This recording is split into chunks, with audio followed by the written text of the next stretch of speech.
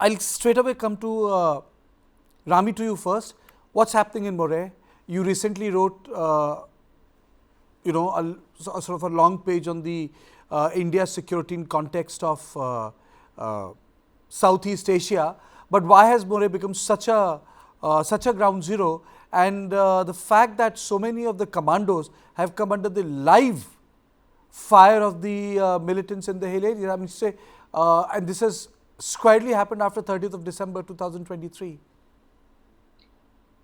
Good evening, Kartikeya. This is a very, very difficult question to answer in a very short while.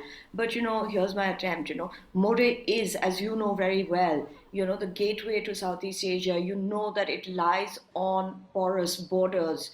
As you mentioned, my article recently on what was happening in Myanmar, that has impacts on whatever happens in Manipur at this point. There's been an entry of underground groups. Obviously, the entry of underground groups has also, the speed of which has also advanced because of the instability in Myanmar. There are certain very strategic towns right after Tamil, right across Moreh, that are being taken up by militia groups. A lot of these militia groups also have contacts across the border, and one can only make reasonable guesses as to who is backing these groups, what their agendas are, what their mandates are. So this puts Moreh in a very precarious position. It also makes you wonder whether there is, you know, and again, this is a reasonable guess, that there is a larger agenda, because Moreh is a strategic town. It is the center of trade. It is the town that opens up the aspirations and ambitions of Manipur to the rest of the region, towards Southeast Asia. Having said that, Karthike, there also seems to be, because of these entry of these undergrounds, because of the fault lines that have been created, there seems to be certain sections of society, and let me be very clear about this. This is not entire society, this is not representative of any community, but certain sections of society that are giving public support to these UGs, and this is one of the reasons that intelligence collection also for these forces are hindered, because they're not getting a lot of intelligence inputs from the locals. I have said this multiple times before on your show, Kartike, that communities that live on the borders have responsibility towards the nation, have responsibility towards our national security and territorial integrity, much more than any other communities, because it is through them that we get our intelligence inputs. It is through them that we get information on ground. They are our frontier force, so as to say. Also, again, we come back to to what we've spoken about many times before, of the looted weapons. There have been weapons that have been looted earlier in 2023. The recovery has been slow, and I think as long as there are people who are armed, civilians who are armed, to bring an end to this sort of violence is going to be very, very difficult. But all of this responsibility, in my opinion, cannot be the sole responsibility of the forces. These are forces, these are people from Manipur, Okay. sons of Manipur, as well as people from across the country who are trying to bring this situation to normalcy. But it seems like there are vested interests that are not allowing it to happen. Last point, Kartikeya, do you remember that just when Manipur was coming to some level of normalcy, the photographs of those two children who were brutally murdered was released Correct. in a very Correct. strategic manner? This seems to be the real agenda. And there are two things there. General Chauhan, if you listen to the women, they're saying that this unified command is not working. And the second thing which I would really like to know from you is, when do you press helicopters into service during a conflict?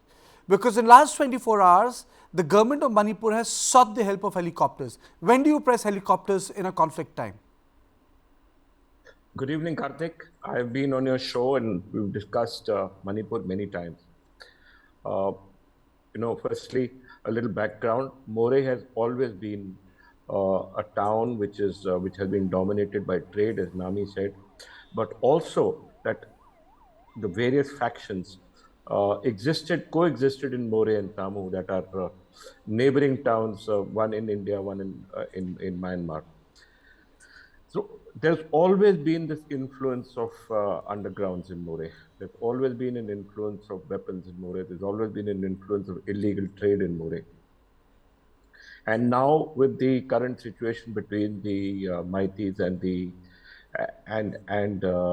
Kukis, you have a situation where Moreh has quickly slipped away, along with Tamu, into a situation of unrest. Because, as Nami also said, and I agree with her, there is an unrest in Burma or Myanmar. Now, because of this issue, you're going to have problems. We've spoken about this again and again and again and again from May, since I've been coming on your show, cautioning that this violence will not end so easily. We have to take greater attempts to end this violence. We have to bring the communities together. Until we bring the communities together, this violence will not end. There is one side of the story which we heard these ladies speak about, the Assam Rifles and the unified headquarters. The other side is that despite anything that anyone does, this violence will continue, because within the valley, which is mighty dominated, there is also this huge preponderance of weapons, which were looted from the Manipur Rifles and the Manipur police armories, and which remains still at large. The second issue is about the use of helicopters.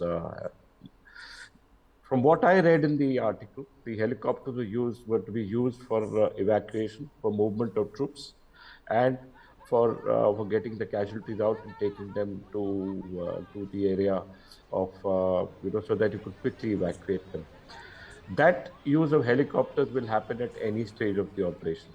Are we using these helicopters to move troops? Are we using the helicopters to move weapons? Are we using the helicopters to set up stops? That is the thing that we have to find out, as to what exactly is the reason we're using these helicopters. Are they being used for combat, or are they being used for logistics, or are they being used only for medical evacuation? And this preponderance of force, preponderance of different kinds of forces, will also create a command and control problem. You can't have the BSF, the IRB, and the Assam Rifles and the army But it's operating in also, separate sectors. General, it's also a morale issue. From 30th till today, more than 12 Manipuri commandos have been injured by Uh, sophisticated weapons, commandos, in operation. It but can be what like one happens? every Yeah. day, So which what is, happens is, of course, it's a morale problem, Karthik. There's no doubt about it. But the issue is that, how do you resolve it?